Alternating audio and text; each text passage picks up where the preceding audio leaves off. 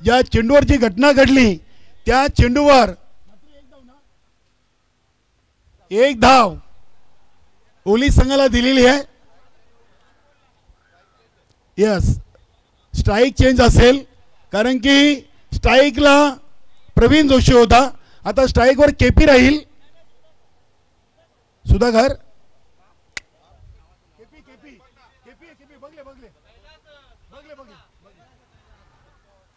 चला फलंदाजी जोडी पाठवा आपण. खारबाव संघ Vijaydada all team Sandeep Bhoir doctor शिमारीशीचे बाहेर आहे प्लीज. आमचे लाडके खेळाडू चला मैदानाच्या बाहेर चर्चा करा. प्रेमनाथ पाटील संदेश पाटील नाही तिसऱ्या चेंडूवर घटना घडली होती.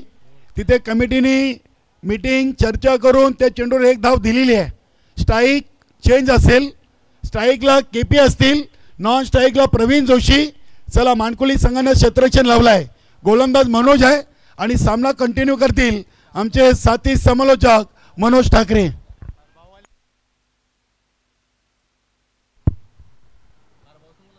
खारबाव संघ प्लीज आपण सीमारेषे बाहेर राहायचं आहे. प्लीज आपण तिथनं डगआउट सोडायचं आहे.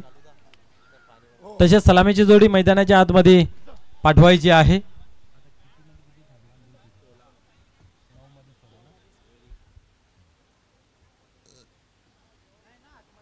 9 चेंडू आणि 16 धावांची गरज इथे मात्र असेल ओवली संघास.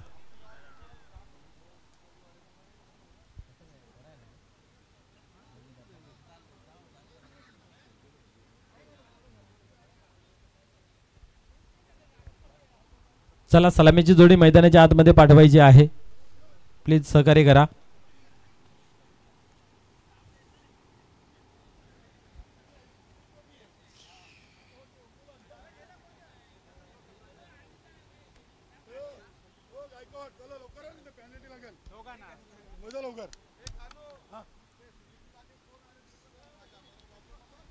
तर चला लगेच क्षेत्ररक्षण आपण लागलेला आहे. तर सलामीची जोडी मैदानाच्या आतमध्ये पाठवायची आहे.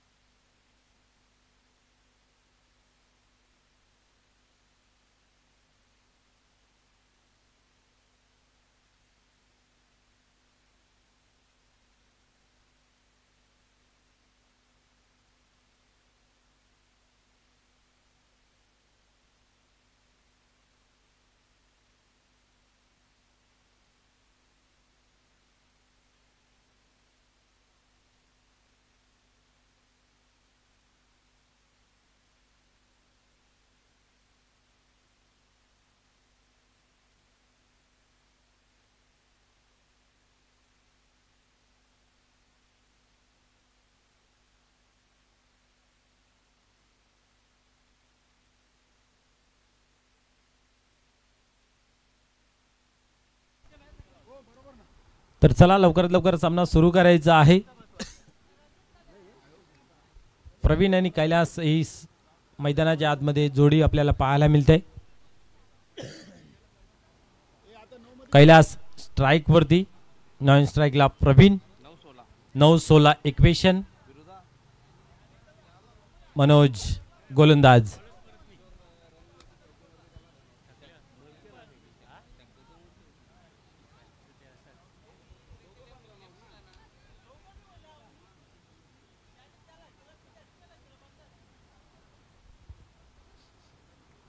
खेळायला होते सुरुवात. Kailas on strike. स्ट्रायकर वरती पाहतोय पण मनोज टर्न होतोय गोलंदाजी मार्क वरती. यावेळेस उडवलाय ऑन साइडला पाहू शकता आपण. स्क्वेअरलेगच्या रिझन मध्ये चेंडू ट्रॅव्हल्स होतोय. एक धाव कंप्लीट केली आणि तर मात्र एकच धावेवरती समाधान. आता मात्र आपण पाहिलं तर 8-15 8-15चं इक्वेशन.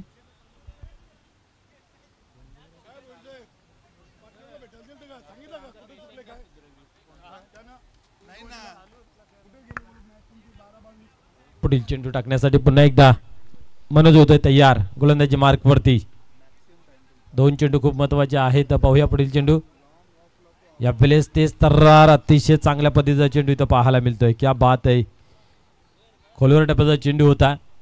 कुठल्या प्रकारे अंदाज बांधता आला नाहीये. प्रवीण यास निर्धावची झाली सांगता 7-15 हे इक्वेशन आपल्याला पाहायला मिळते. हा चेंडू खूप महत्वाचा आहे दोन्ही संघाच्या बाबतीने विचार केला तर.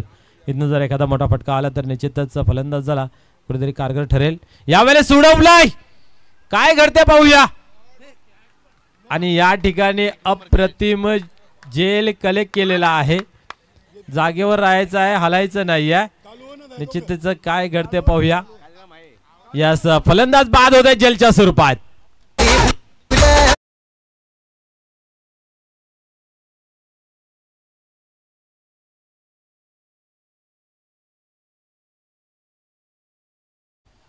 वेल जेच कॅच. क्या बात आहे. अप्रतिम.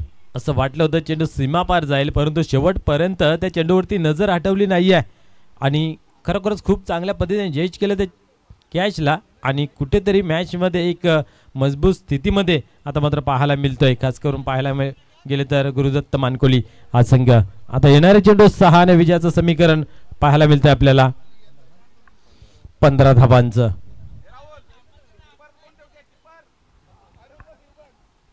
15 धावांचं आवश्यकता आहे. 6 चेंडूंचा खेळ बाकी आहे.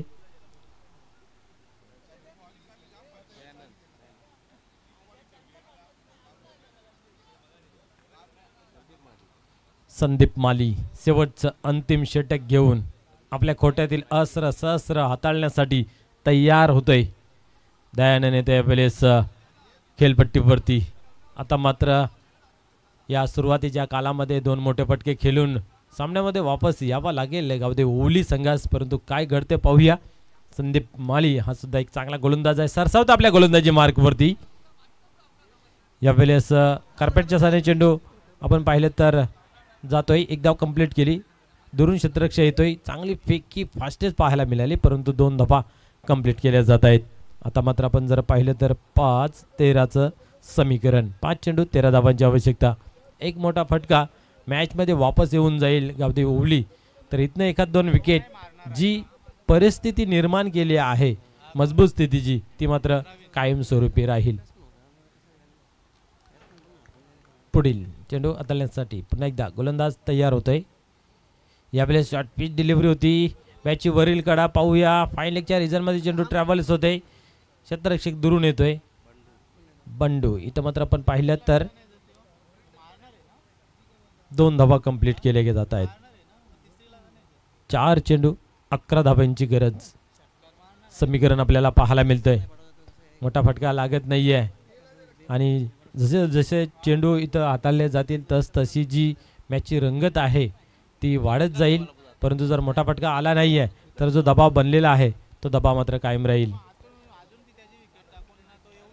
4-11 असं समीकरण पाहूया. पुन्हा एकदा गोलंदाज तयार होते गोलंदाजी मार्कवरती. दयानंद आतापर्यंत आपण पाहिलं. या वेळेस क्या बात आहे. क्या बात आहे. खूप चांगल्या पद्धतीचा चेंडू हाताळण्यात आला. निर्धावची झाली सांगता. निश्चितच या स्टेजला तुम्ही ज्यावेळेस निर्धावची चेंडू खेळताय त्यावेळेस कुठेतरी एक प्रेशर निर्माण होतंय. प्रेशर क्रिएट होतंय आणि क्रिएट झालेलाच आहे. खुलून फलंदाजी होत नाही आहे. 3-11चं समीकरण इथं मात्र पाहायला मिळतंय. पाहूया पुढील चेंडू. आता मात्र उडवला. इथं काय घडतं पाहूया. आणि या वेळेस अजून एकदा चांगलं क्षेत्ररक्षण पाहायला मिळालं. एकच धाव घेतली जाते. आता 2 चेंडू आणि 10 धावेची गरज. 2-10 2 मोठे फटके खेळावे लागतील. चौकार असो की षटकार असो तुम्हाला 1 षटकार आणि 1 चौकार आणि आता 2 षटकार अशा पद्धतीने खेळावे लागतील. पाहूया पुढील चेंडू. यावेळेस उडवलाय ऑन साइडला. इथं मात्र आपण पाहिलं तर क्या बात आहे. क्षेत्ररक्षण आज खूप चांगलं पाहायला मिळालं. प्रत्येक चेंडू मागे क्षेत्ररक्षणाची धार इथं मात्र पाहायला मिळाली. आता उर्वरित 1 चेंडू आणि 9 धावांची गरज. विजयाच्या जवळ समीप निकट आपल्याला पाहायला मिळते. यानंतर आपण पाहिलं तर एक चांगली मॅच मित्र पाहायला मिळाल्या. स्पर्धेतील पहिली सेमीफायनल खेळवली जाईल. प्रवेश मिळवलेला आहे. आपण जर पाहिलं तर विक्रम स्पोर्ट वडूनगर या संघाने. पाहूया इथं कोण विजय संपादन करतो. इथं मात्र पाहू शकता आपण अप्रतिम विजय संपादन केला जातोय. तर चला लगेच संघनायक आपण या नाणेफेकीसाठी. गुरुदत्त मानकोली संघाचा संघनायक प्लीज आपण यायचं आहे.